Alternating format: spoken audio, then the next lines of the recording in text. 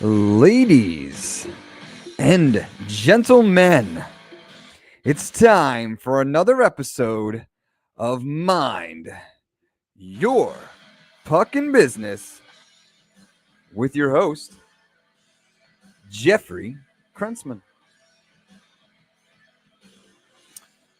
Thank you, Dougie Sticks. Thank you for that. Coming to you, as always, from the beautiful studios of Undefeated Media here in Bergen County, New Jersey. This is the Mind Your Puckin' Business podcast, brought to you by our good friends at the Bamboozle Project.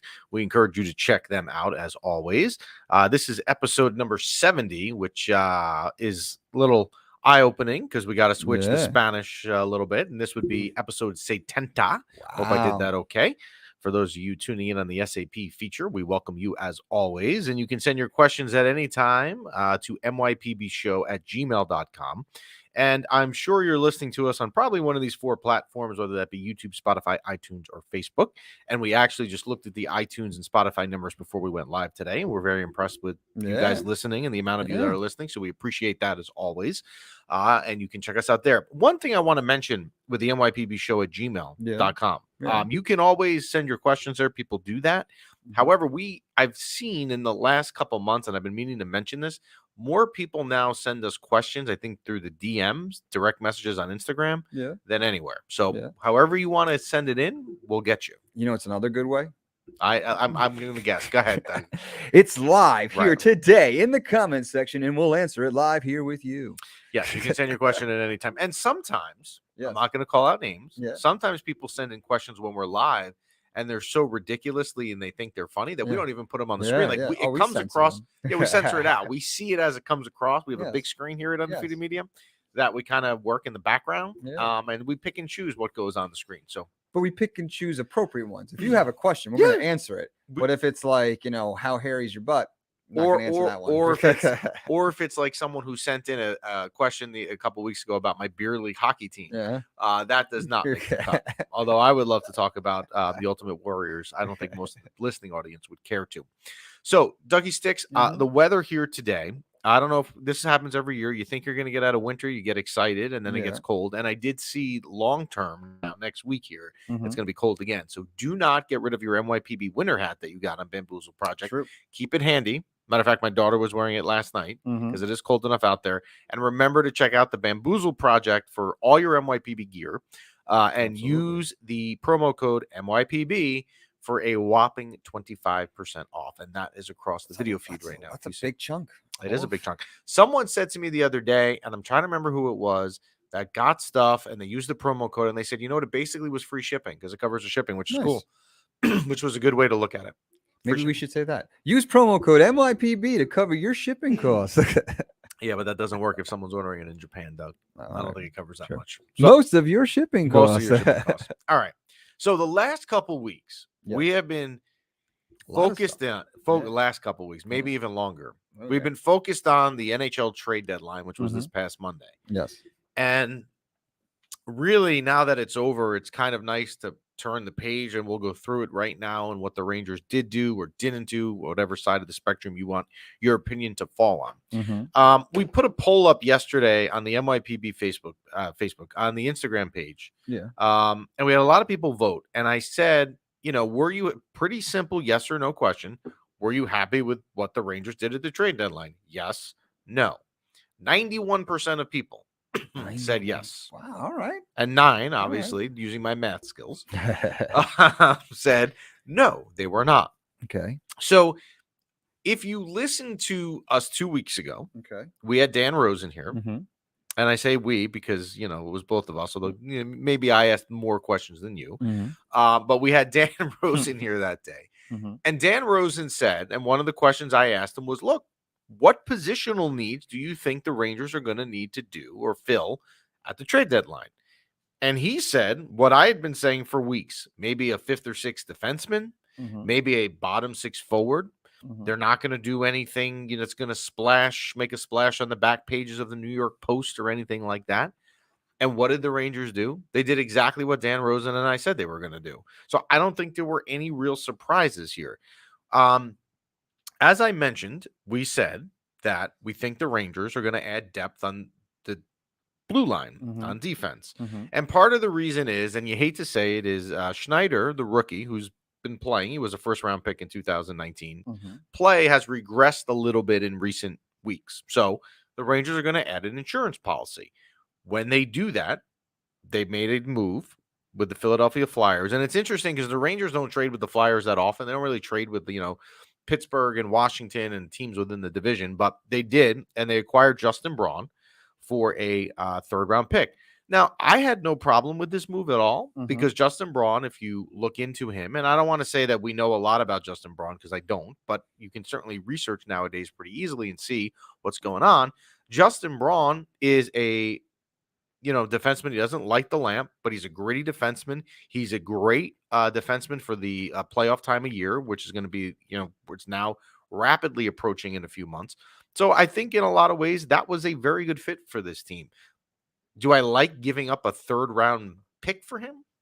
No, I don't, but I don't mind it also because here's the argument, and it's especially a fair argument with the Rangers and their draft history. Who's to say they would take that third-round pick and make it work, right? If they held on to it. Knowing the Rangers, odds would be they'd screw it up. So I didn't have a problem with that at all. Then the Rangers on Monday said, all right, we're not done on the trade deadline because the Braun move happened. And then later on in the day, as it got closer to 3 o'clock, they made maybe, I would say, the more surprising of all the moves they made, but it wasn't an over-the-top shock. And that was acquiring Andrew Kopp from Winnipeg, which I like. And then they also got Tyler Mott from Vancouver. So, again, bottom six forwards, fifth or sixth defensemen, and the Rangers did a good job, and Chris Drury in particular, obviously the general manager, in not giving up part of the future to do that. That was my main thing, right? For the last 2 months here is to sit here and say, look, whatever you do at the trade deadline, I don't want you to sit here and mortgage the window of opportunity coming forward. So at the end of the day, right, trade deadline is over. What is different now? Oh, well, I should also say, and I forgot this as well, because this happened last week, and that is the trade that they made with Florida, which was acquiring Frank Vetrano for a fourth-round pick from Florida. Again, a bottom six forward. There is a theme here in exactly what the Rangers did. So if you look at it, here's what is different now versus a week ago or 9 days, because we're on a different day this morning than normal, 9 days ago. The Rangers have Frank Vetrano, right? That's one change. They have Andrew Kopp, Nick Merkley they got from San Jose, Tyler Mott, and Justin Braun. So you've added 5 players: Vetrano, Kopp, Merkley, Mott, and Braun. Now, here's the key. What did they give up to get those 5 players? And they didn't give up a lot. Morgan Barron. Look, I mean, if you're on the Morgan Barron train and you think he's going to be a great player one day in the NHL, I'd like to have whatever you're having for dinner because I'm not buying it. They also gave up a second-round pick in total, one 2022 second-round pick this year, a third-round pick, and fourth-round pick in 2023. They didn't give up a lot to fill what we thought were their positional needs. So I think Chris Drury did well. And I would agree with the 91% of people in our poll that voted and said that Chris Drury did a good job. Yeah, and you gave up some picks, and these are rookies that you don't know how they're going to pan out. These guys are kind of battle tested. You know what you're getting. Yeah, I that's very good assessment. And here's the other thing. This was not a year. And I would like to think that people don't think this, but I'm going to say it anyway in case there were people out there that do. This was not a year where the Rangers would be making any sort of move at the trade deadline that would bring in a superstar. Like I think back to 2014, the trade it was 2014, the trade they made on trade deadline day, where they traded Ryan Callahan to Tampa and they brought in Marty St. Louis. Like you're bringing in a star player. The Rangers don't need that right now. They have enough of that. Now, look, if there was a rumor last week, and I would never bought it at all, that the Rangers were interested in Patrick Kane. Patrick Kane is a good player. If I could get Patrick Kane for nothing, yeah, I would take him, of course. But there's going to be a price to pay to get him, and it's not worth paying that price because they don't need that positional need right now. So I think overall, Chris Drury did a good job. And maybe the better moves, or the way to grade him here are on the moves that he didn't make, which would have been sacrificing the future. And I think he did well. I think you have to be happy with it if you're a Ranger fan, right? You've added some playoff grit, playoff toughness. Look, when the playoffs start here in 5 weeks, right? Whether you're a believer, and I don't know what side of the fence I'm on here, Whether you're a believer that this Ranger team has enough in it to win 16 games in the playoffs and then in turn win the Stanley Cup, or they're not built for a cup run, you're going to be into it, right? Whatever side you fall, when that puck drops in game 1, probably against Pittsburgh, you're going to be into it. I'm going to be into it. With a million other things going on in the world right now, I will be into it. Everyone will be into it, right? And the moves that were made this week, I think, give you a better chance to make a deeper run, and you did it without giving people up. So I'm fine with it. Nice. Were you happy? Yeah, you agree? I agree. I mean, they didn't make changes that, shook up the team. You still have your core, and you got some battle tested quality players that you know what you're going to get from them, rather than guessing in a year or two. So we'll see. And look, the next question is going to be that we're going to approach here in the coming weeks will be the theme is, are the Rangers built now to make a deep run in the playoffs? And Dan Rosen told you 2 weeks ago before the trade deadline, the answer was no. I would agree with that back then. I almost am of the notion here that I probably would still agree with it, that I don't think this team is going to win the Stanley Cup this year. Again, doesn't mean the puck drops game 1, round 1. I'm not glued to my TV and losing sleep over it, because I will be. But we'll see if they really are a good team. And that will be a poll question that we throw out to people in the coming weeks. Do we have a sleeper in the mist here that, maybe didn't get a fair shot, another team, and, could rise above? Good question. That's a great question.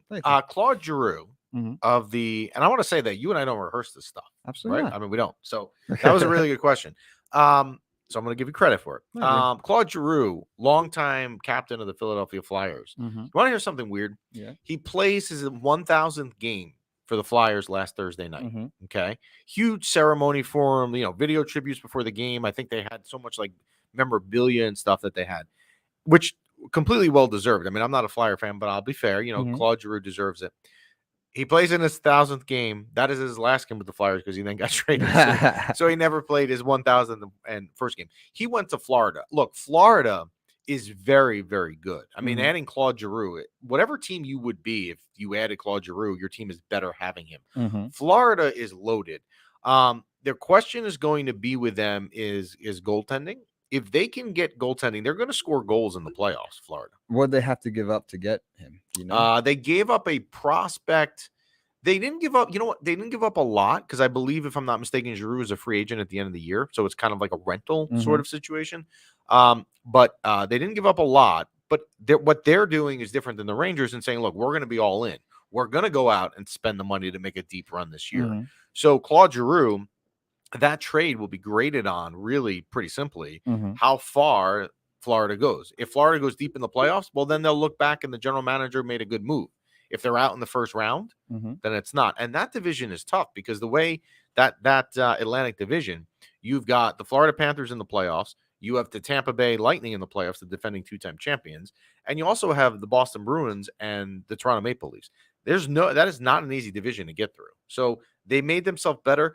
I like Florida. I mean, I really do. I think Florida could be the surprise team that people are going to sleep on, and we'll talk about that as we get towards the playoffs. But the key for them, or anybody in that division, is getting out of it, because whatever team gets out of the first 2 rounds and is the last Atlantic Division team standing is going to be battle tested and somewhat worn down, because those are going to be some great series. Am I right on that, B-Rock? B-Rock knows his hockey. Yeah, that division is good, as is the Metro, right? Because that it's going to be the Rangers, Capitals, Hurricanes, and Penguins. You just don't really know who's playing who. But if you look at the Eastern Conference as a whole, right? Rangers, Penguins, Capitals, Hurricanes, Panthers, Lightning, Bruins, and Maple Leafs. Those 8 teams in the playoffs. Those are 8 really good teams. I'm excited. Whoever makes it out of the East to play who's ever in the West, whether that be Colorado or Vegas or whoever makes it out of there, man, or Calgary, they've earned it, because coming through the Eastern Conference this year is going to be brutal. And I don't think when you say those other 7 teams that are not named the New York Rangers, it's going to be hard for the Rangers to get through that. I don't know that they're built to get through it yet. They'll try. And the Rangers, like any team in the playoffs, right? How far do you go? What Matt, let me ask you this, Dougie. Yeah. You know this. Yes. A quiz, right? I'm putting you on the spot. Pop quiz. What position in the playoffs for a hockey team is most important? Well, center, you got to win those faceoffs. No. And goalie. Thank you. Goalie. Very simple. I'm offensive minded guy. I played attack. Yes, and you are. lacrosse. You were. You were world famous lacrosse player in Bergen County. So no, the Rangers will go as far as Igor Shesterkin takes them. Yeah. And Igor Shesterkin to have to win 16 games against some of those teams is going to be hard, but we'll be into it. 5 weeks. 5 weeks. 5 weeks. 5 weeks. Do you start, healing and maybe resting him a little bit now? You will. Yes, that's another very good question. I think the Rangers you will see down the stretch because Igor Shesterkin the last week and a half, 2 weeks has not been great. And I think maybe the workload or the immense workload, I should say, that he's had to carry the last month is starting to show on him. So I think you will see Georgiev a little bit more down the stretch, which is a great segue because over the weekend, well, let's recap. The Rangers last Tuesday, they won a good game against Anaheim in overtime on a beautiful goal by Adam Fox, which really was, if you watched the play, was set up by Artemi Panarin. The way he took the puck up and basically fed it on a silver platter to Adam Fox to finish it. Then the Rangers had a really impressive week. Well, no, actually, they lost on Thursday. I'm forgetting when we were on. They lost on Thursday at home to the Islanders, where I thought they played well.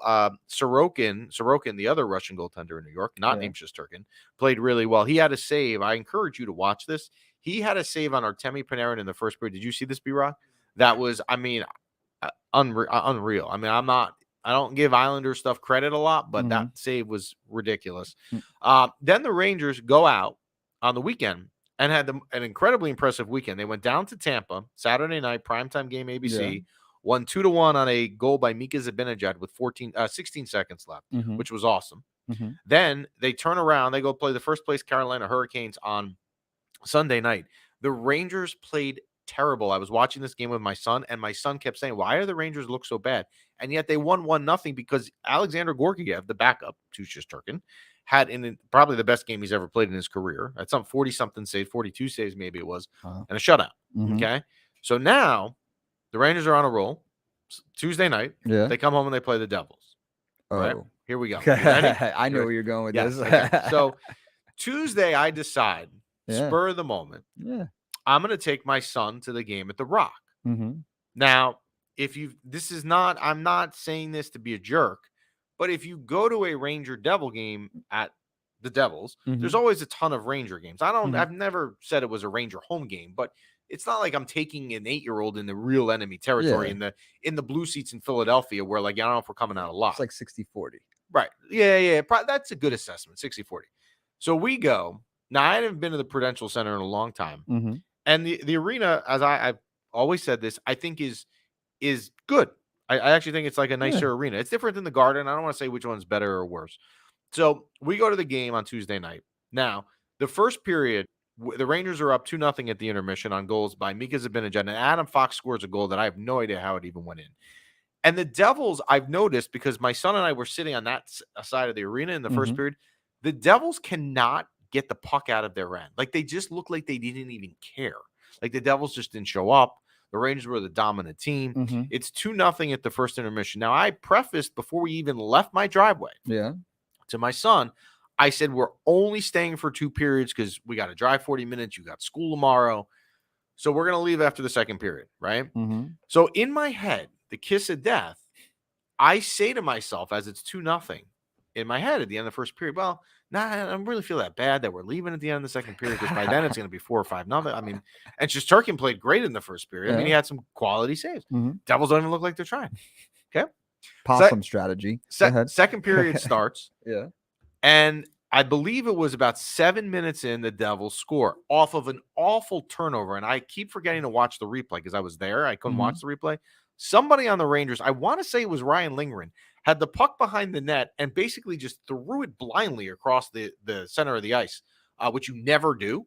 And the Devils came down on an odd man rush and scored, and they made it 2-1. Now, before you even know it, this game was 2-0 Rangers. It was 5-2 Devils. It was I don't even know what happened. So my son says to me with about a minute and a half left in the period, in the last period we're staying, the Devils go in the power play. He goes, "All right, Dad, we can leave." Wow. I mean, he'd had enough. Well disciplined. Yeah, he'd had enough. I would have stayed to the last second. No. I don't know what happened in that period. Look, we're not going to sit here and dissect. It's one period of one game. If you're the Rangers, just rebound tomorrow night when you have the Penguins at home because it's a huge game tomorrow night. and I would think that they will rebound. Here's my only question about Tuesday night. And I was texting people this as it happened. So I'm not saying this like after the fact. I was on this. When the Devils scored their third goal and made it 3-2, why are you not calling a timeout? What are you saving the time? What are you saving your one timeout for? Especially in hockey. You don't really need time. You don't need it. Can we like settle it down a little bit? I mean, it was kind of it was an annoying thing, but we'll look at it as one loss. Here's your dumb question of the week. Do you get a certain amount of timeouts per period? No, one per game. You only get one timeout per game? But most hockey teams don't use it. Yeah. Right? So if you're not using it, well, all of a sudden there's like an avalanche of bad stuff coming. Yeah. Call a timeout. Even if you don't say anything, let your team just regroup. I don't know. You should get one per period. I'm sorry. Look, whoever makes these rules with overtimes and timeouts, they need a new job. We know that I am a big Gerard Gallant fan. Yeah. So he can have a bad night. We'll just attribute that to a bad night the other day. But I don't know why he did not use a timeout in that situation. Optimum time for a timeout. Optimum time for a timeout is correct. So we'll see how the Rangers regroup. Look, I'm happy with the trade deadline. I think they did okay. And sometimes they like I said before, it's the moves that they didn't make that I think are even better, or that they didn't give up. And we'll see how they do as they have Pittsburgh coming in tomorrow night, and then Buffalo at the Garden on Sunday. We have a viewer comment. We do. Okay. Is Jack Hughes officially a star in the NHL? Yeah, so Jack Hughes the other night, if I'm not mistaken, I believe had his 100th career point. Jack Hughes, and I don't want to say this because it's going to bother me, but I'm going to say it, is definitely looking like the better pick versus Capo Caco. Wow. Jack Hughes, you have to remember with Jack Hughes that he's young, right? Yeah. And again, I'm not saying this negatively against the Devils. He also has not played with a lot of star talent. If you put Jack Hughes on a line in the Devils 10 years ago when you had Kovalchuk on the left wing, how many points is Jack Hughes going to have? Probably a ton. Jack Hughes will be around a long time. I will hate him for a long time because he's going to be on the Devils and he's going to be good. He is officially a star in the NHL. Wow, absolutely. Nice. You heard it here first. You heard it here first. And it's painful for me to say that because we know that I do not like anything that has to do with the Devils. Shifting gears, we're gonna go back. Why don't we bring in our guest? And he's a popular guest on the show. And we will introduce him. Go ahead. You want to do a little? Go ahead. Well, we're gonna bring it. I want to bring him on, and then I'm gonna give him an intro. This is Paul Farrington of the Paul Farrington Show. How are you, Paul? What's up, guys? Can you hear me well? We can hear you fine. Wonderful. Wonderful. Paul is here. Last time he was here was mid-February, and it was kind of like I'm going to try and say this nicely. It was kind of like a breakup call with Paul, where it's like, we're heading into the off season. Yeah. We'll see you again. It's bittersweet. We'll meet you again, but our roads are going to be different for a little while. You guys gave me the "it's not you, it's me" kind of. Yeah, right. But it was clearly me. No, it was. You know what, Paul? We're heading into the NFL offseason. There's not a lot going on. We'd love to have you on, but there's not a lot of NFL to talk. And I NFL analyst. I believe, if I remember my words or our words, was that we said maybe we'll talk around draft time and we'll see if you're back on the show. You take the summer off. Yeah, Paul, go to Aruba. Get out of here. We'll see you in football. Need a slight break. Yeah, we just need a break, Paul. We'll see you in the fall. We were on a break. Yeah, the last 3 weeks in the NFL, particularly like the last week and a half, has been insane. With movement, quarterback movement yesterday with Tyreek Hill, which I want to get into a story about that with you in a minute, Paul. That I was like, Paul, you know what? You get a booty call. Paul, come back and visit us for a little bit. Paul, we miss you. So Paul, welcome back to the show.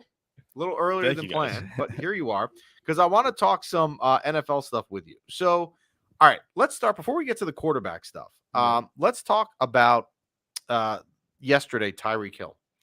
I am sitting having lunch at about 12:15, and I go on my phone, and I look at ESPN, and the headline is sources, Jets in conversations to acquire Tyreek Hill. So what do? All excited. I copy the link, and I send it via text to 4 different Jet fans. And one Jet fan of mine, who is like hardcore season ticket holder, travels with the team, all that stuff, sends me this whole thing about why this is the greatest thing ever. Thank you for making his day. A minute later, I'm not even joking. A minute later, I get a text from someone. Oh, Schefter just reported he went to the Dolphins. Like, what? So I don't want to know if I need to get on ESPN's reporting yesterday, just because there was no gap between when this was the headline story. But Tyreek Hill to Miami. Let's start there, Paul. let me ask you this. Is Tyreek Hill the same player that he was 5 years ago? Because I'm not really sure he is. What do you think of Tyreek Hill to the Dolphins? Oh, I think he is. There's a handful of receivers, and I was trying to narrow down this list yesterday. But in terms of guys who can be paid $20 to $25 million a year, it would probably only be Tyreek Hill because he has that speed attribute. Devontae Adams, great route runner. Cooper Kupp could maybe be in there. And then Jamar Chase and Justin Jefferson because they're younger guys, and you want to keep them around for a while. I think Tyreek Hill still has it absolutely. And he's, now the pressure is all on Tua. The Dolphins have pretty much said, here's your weapons. You have Jalen Waddle, Gesicki, Mostert, Tyreek Hill. Make it work now or it's over. Yeah, and they have a new coach. The guy they brought in from the 49ers is an offensive mind as well. So, yeah, I mean, look, if you're the AFC East and you're these other teams in the division, I mean, I don't know that this makes them better than Buffalo, but I would certainly expect that – in the preseason rankings for the AFC East next year, I mean, the Dolphins probably are number 2. I mean, maybe above the Patriots. I mean, unless you want to buy the Belichick Kool-Aid. Yeah. What's your mindset as the Chiefs? This is like your best player. You know what I mean? Like, he's unguardable. He literally, him and Kelsey beat the Bills single-handedly in 10 seconds at the end. I mean, Mahomes had to throw the ball, obviously, but like, you know what I mean? Like, these 3 players are your core, and as the Chiefs, what's your mindset there? How is this a good move for you? Oh, I think it's a gut-wrenching day to be a Kansas City Chiefs fan yesterday. Because those guys, the 2 of them, Kelsey and Hill combined, like you said, kind of unguardable. And there's certain people, even when you're young and you're playing pickup basketball, pickup football, there's sometimes 2 guys who just click together. And Patrick Mahomes and Tyreek Hill were like that. Both of them are 2 of the greatest to ever play their respective positions. But when they were on the field together, like, they just had that magic where how can you guard Tyreek Hill, the fastest player in the NFL, when Patrick Mahomes is running around and you have no idea where the ball is going to go? But the 2 of them just had an understanding. We'll see if Tua can be anything like that. But like, as the Chiefs, how do you get rid of Scottie Pippen? What's weird? What's weird to me, and I'm sure Andy Reid, obviously thought this through. But I mean, now you can't.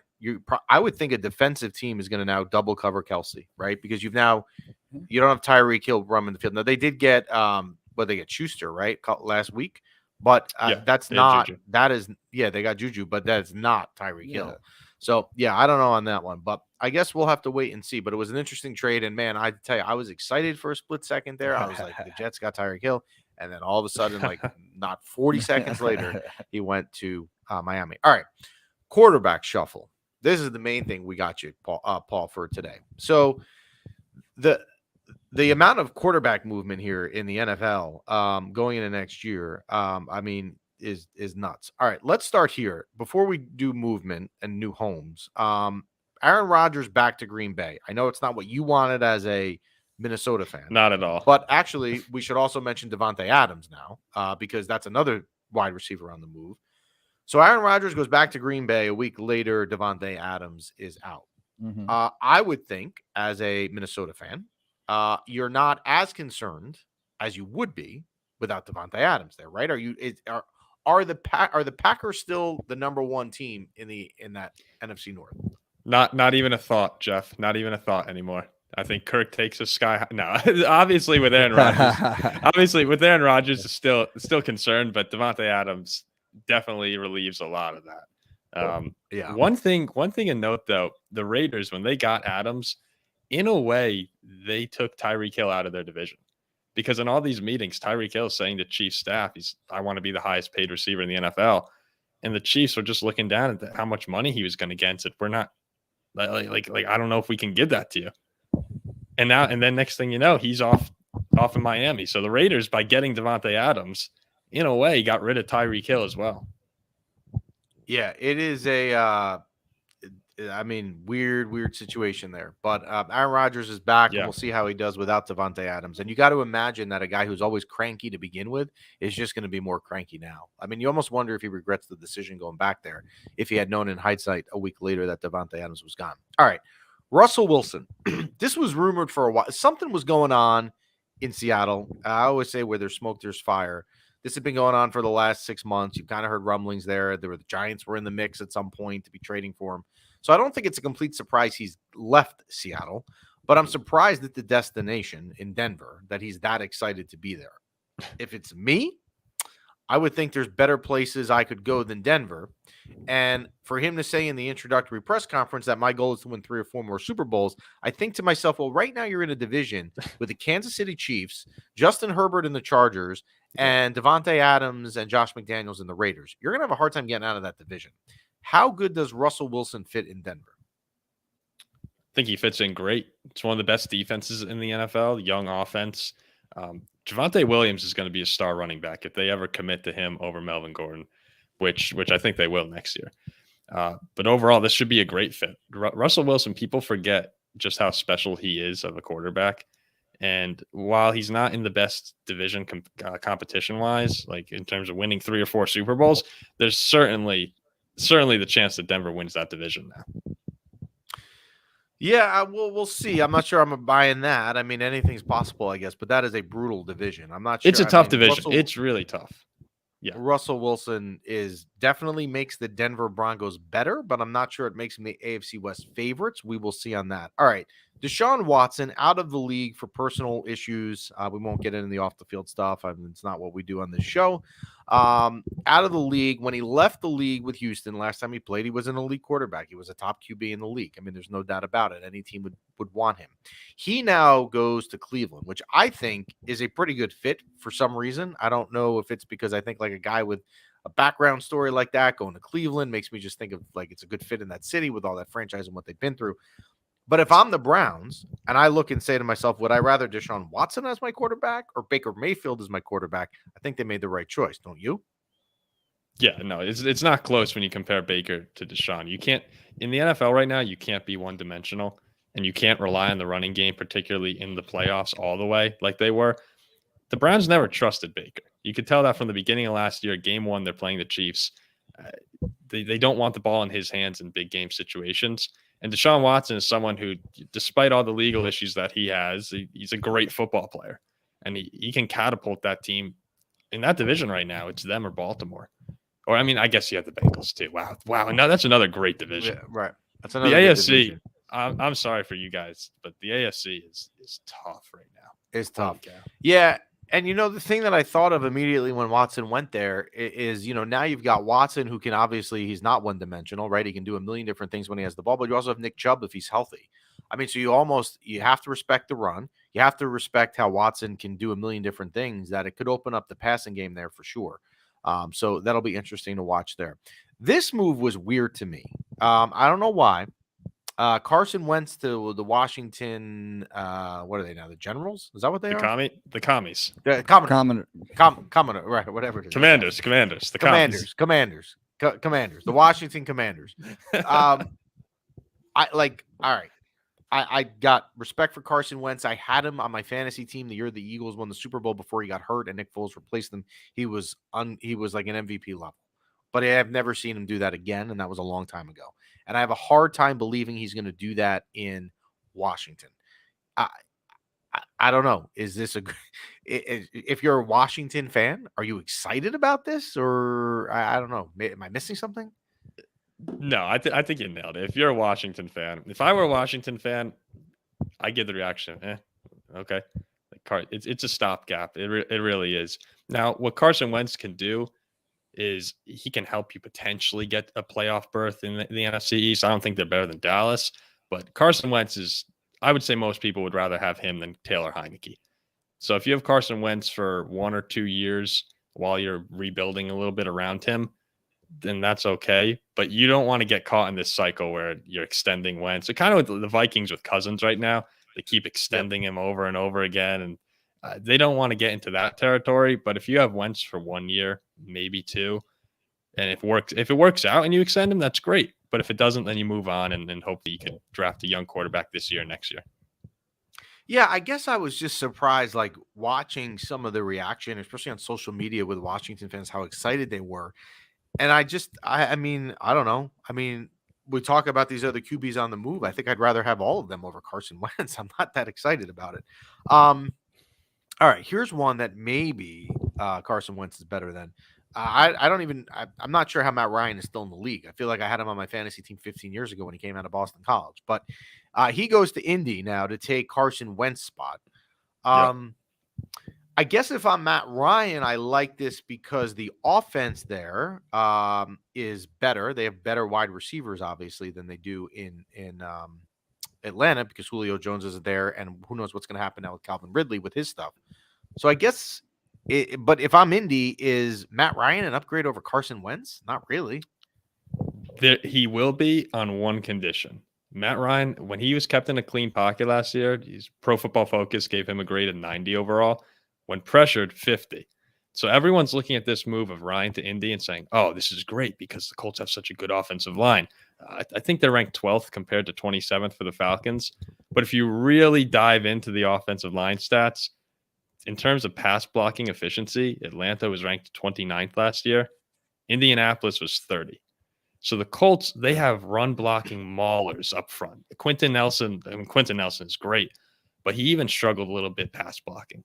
So if you're not able to protect Matt Ryan or the statue of a man who used to be Matt Ryan, he's going to get destroyed. So they need to shore up that offensive line in terms of pass blocking. And then you get a good quarterback. When kept in a clean pocket, Matt Ryan can still sling it and he has the weapons around him to be good. But you really need to get that offensive line fixed because otherwise, just imagine watching Matt Ryan getting chased around this year. It's not going to be good. No, it's not going to be good there at all. All right, one other move, and it's a local move, so we'll talk about it, and that's Tyrod Taylor to the Giants. I've never, just me, I've said this on the show, and I've taken some flack from people, so I'm going to say it again. I'm not trying to open up the floodgates here. I've never been a Daniel Jones fan. I don't get it. If you're a good athlete and you come from Duke, you're not playing football, you're playing basketball. Just the way it is. It's a fact. I'm sorry, not trying to be rude. I see B-Rock not happy with me over there in the corner. But most of the good athletes that come from Duke and they have professional careers, they're not playing football. Not a big Daniel Jones fan. So Tyrod Taylor goes to the Giants. To me, do I think Tyrod Taylor is going to win the MVP? No. But I think it's a good insurance policy, right? Tyrod Taylor won't be your savior, Jeff. he's not the savior for New York. He's a fine backup. He comes in, and if Daniel Jones, just falls apart this year catastrophically, then Tyrod can come in and he can be competent for a few games. But I look at this more as just, like you said, it's an insurance policy, but Tyrod Taylor doesn't move the needle for me right now. When has New York, Giants or Jets, made a stud trade, acquired a good athlete? The last thing I can remember is Le'Veon Bell to the Jets. But it didn't work out. I'm not. That's step two. But like step one, when was the last time the Giants or Jets front office made a move, made a trade that was impactful to their team? The latest one that I can think of, and this wasn't acquiring someone, but when the Jets shipped off Jamal Adams, that was a mega deal. But I can't really think of a recent time when they acquired a superstar. Yeah, I don't. That's a good question. It's been a while. Well, here's my last question for you, and that's a good lead in, Dougie Sticks. If you're the Giants, would you entertain right now maybe looking at Baker Mayfield? I don't think I would. Baker's a fine quarterback, but just when I like to rely on the eye test a little more than most people. You watch Baker Mayfield play. He's a solid quarterback, but I don't know how much more he really gives you than Daniel Jones. So I'm willing to ride out Danny Dimes this year. Let him have this new system that he's brought into. Because the whole excuse for Jones is that he's never been given a fair chance. Well, let this management give him a fair chance this season, or whatever they consider a fair chance. And if it doesn't work, I think it's time to start over. But Baker Mayfield isn't the answer to me. Okay. All right, you and I somewhat, I don't want to say closet because we don't hide about it, but Buffalo Bills, we like the Bills, right? I mean, I think we kind of root for them. We think they're good. There's flirtation, yeah. There's flirtation, right. So Von Miller goes to Buffalo. I thought that was a great move for them. I think it only makes them better in the AFC. And I did see that when he went there, the odds in Vegas, they are now the favorite in the AFC. Not that that really means a lot because a million things will happen between now and then. But I thought a good move for Buffalo. What'd you think? Yeah, I loved it. They're already. I think they had the best defense in the league last year, statistically, in a lot of categories. So adding Miller, we saw what he did on the Super Bowl run. And when you look around the rest of the AFC, like we said, the North is loaded, the West is loaded. I'm not really scared of the Colts or the Titans that much in the South. So Buffalo, they're in a nice situation where while all these other divisions are beating each other up, there's an open spot for the 1 seed that if they have a good season, it shouldn't be too difficult. And now they have a tough schedule and they'll be able to control their destiny, but that's ultimately what you want, to be able to control your destiny. Yeah, and if you're the Bills here and you're trying to figure out a way to finally win the Super Bowl, it would be very helpful, because you saw this is where they've messed up in the last couple of years, is that they have to go on the road in the playoffs and they don't win. Yeah. Like the last, in Arrowhead. If you could somehow say to a team in the AFC, if you're going to get through us, you got to come to Orchard Park up in Buffalo and win in that environment. That's no fun. That is right. Buffalo, and that's a really good point there, that if I'm the Bills, I am doing everything I can to get the 1 seed and get home field, because that was where the hiccups have been for them. And that's where they've been tripping, is on the road. So doesn't mean if it's a home game, they can't lose and they're unbeatable up there, because they're not. But man, do your odds go up if you could get the 1 seed. And you raise a very good point that a lot of these other divisions, the AFC, like the West with the Chargers and the Chiefs and all these guys that are playing each other, and the North with the Bengals and the Ravens, you got to find a way, if you're Buffalo, to get the 1 seed. That is your ticket. That is your path to getting to the Super Bowl out of the AFC. You have huge home field advantage. I mean, it snows there every day. Yeah, right. You do. It's like Green Bay. Cold, you know snowy, windy. Put Justin Herbert, a Southern California quarterback, in Buffalo in first weekend in February, and that air game with Keenan Allen is not the same. Put Patrick Mahomes up in Buffalo. Well, he's not throwing deep bombs to Tyreek Hill anymore in the winds up there, but you're going to have to rely on teams are going to have to rely on the running game. And the AFC, even Joe Burrow to an extent. I mean, although he can play in the cold, you're going to have to rely heavily on Joe Mixon. Yeah, and those fans, I was 10 years old getting heckled. And I mean, people are like grinding on you. It's kind of crazy up there. It is Buffalo, crazy. Yeah. It is crazy in Buffalo. Well, when we think about how crazy Buffalo is, it makes a lot of sense to us here in the studio why Dougie Sticks went to college up there. He fit in well. I mean, not just for the wings. They have loyal fans, just as loyal as Green Bay, just as loyal as Minnesota. Yes. But they don't have anything. So here's the thing with Buffalo, right? The only other sports team that they have professionally is the Sabres, right? And the Bandits, but what's that? Lacrosse? Come on, we're not going down that road. So the Sabres have not been good since they lost on a skate in the crease, the Stanley Cup with Brett Hull in 2000. Yeah. So, the Sabres haven't really been that good. They don't have anything else. And but like even like this is like generations. The Bills fans have been nuts. Yes. They're in the freezing cold. It's snowing. They're covering themselves with ketchup and mustard and dive bombing themselves to their tables. Yeah. So like, you know, they have nothing else, but like it's not like nothing new. It's not like, that's how they roll in Western New York. Yeah. So Paul Farrington, I appreciate you stopping by on your break from us. We'll see you hopefully soon. Maybe for the draft, we'll have you back in a month, and then you can go back to your little. Stuff. And you can go back to your little pina coladas out there in Aruba while you wait for us to have you back on in the fall or the summer when football starts up. Thanks for joining us, Paul, as always. Thanks guys. I'll be waiting on the phone call. You got it, bud. That is Paul Farrington with the Paul Farrington Show.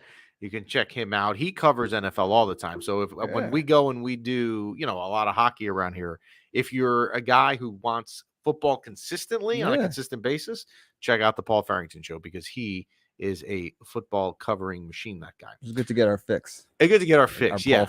And then, it's like you get your fix and then all of a sudden you're right back into hockey, right? Yeah. Like, oh, wait, what'd I just do? What do you think you're going to do when the playoffs start for the Rangers? Will you be into it? I am going to be into it. Me and Brian were talking about this 2 days ago. I feel like the NHL doesn't really do a good job of marketing it and letting what channels these things are. Like the channels are all messed up. Like everything's messed up in the NCAA tournament, right? They don't even give what is True TV. It's not true. It's a bunch of so BS. the other day, on the Thursday of March Madness, which is the best. The Thursday and Friday, the first 2 days are the best days of the tournament because you've got a million games going on, crazy upsets, all that stuff. You're trying to flip around because you see like the Miami USC game is a 2-point game, and it says True TV, and I don't know what True TNT, TV, CBS, TBS, and True True I guess TV. True TV is owned by those four. I mean, TNT, TBS, and CBS. I feel like those are all owned by the same company, so maybe True TV is also in the mix. I could right now, and I'm not going to do it. But with you going down a CBS road with a client of yours, we don't even go. We're not going to go there to send our complaints to CBS as to how we can't find the games. We won't go there. Yeah, but we'll leave it at that. So, and if you're into the March Madness, you have the Sweet 16 that starts tonight. Look, I mean, it's been a fun tournament. What you haven't really had yet is that buzzer beater moment, anywhere. But you had the USC Miami game. USC almost won it on that half court shot. The Peacocks are still St. in the mix. Peter's, man. I tell you, St. Peter's beating Kentucky, the 15 versus the 2 last Thursday, is exactly why the tournament is fun. And on any given night, any team can win. Absolutely. A best-of-7 series between those two teams, Kentucky advances all day. But make it a one-game series, and you never know. Never doubted Doug. No. Thanks for tuning in. We're on a special date today. We're away from our Tuesday slot. We will not be on Tuesday next week either because I am traveling for my real job, and I think we will be on Wednesday morning, so check us out then. Rangers, like I said, big game tomorrow night, home versus Pittsburgh. I would think that the Garden should be rocking tomorrow night, Friday night, a little playoff atmosphere. So tune in for that. Before you, I hear you're about to end it. In the comments, or maybe we could pull out a clip. If I wanted to get excited about the playoffs, where's the Ranger bar around here? I don't know. You know what? I don't think there is in Bergen County. Big screen with the volume on, with a lot of Ranger fans. No, nothing here. If you go into the city, like if you go to Stout on 33rd Street, or you go to what's it called, Blarney Stone? No, I'm not. Blarney Stone on 8th Avenue. Those are big Ranger bars, but. To me, when the playoffs are on, I'd rather be home. I'd rather be at the game, but I don't want to be at a bar with. And this has nothing to do with coronavirus. I don't want to be at a bar with 350 people where I can't hear the TV. People are screaming. That's what I'm saying. Like Orange Lantern, certain times, certain games, they'll put the projector screen down. They'll have the volume on, and like I like that vibe. We could high five random people when you score a goal. Like that's I like that vibe. You know what I mean? Yeah. That's fun. Because me and Adrian, I'm like, and she's asleep next. Well, she's not high five. She's not in. Maybe you can get her pumped up that she's watching. Or I could do like Weekend at Bernie's, have a string of her hand like tied and just pull it. There you go. Whatever you got to do, man. Whatever you got to do. Thanks for tuning in as always. Again, check out the Bamboozle Project. Get your MYPB gear and use promo code MYPB for 25% off. Thanks for tuning in. We thank Paul Farrington from the Paul Farrington Show as always, and we will talk to you next week.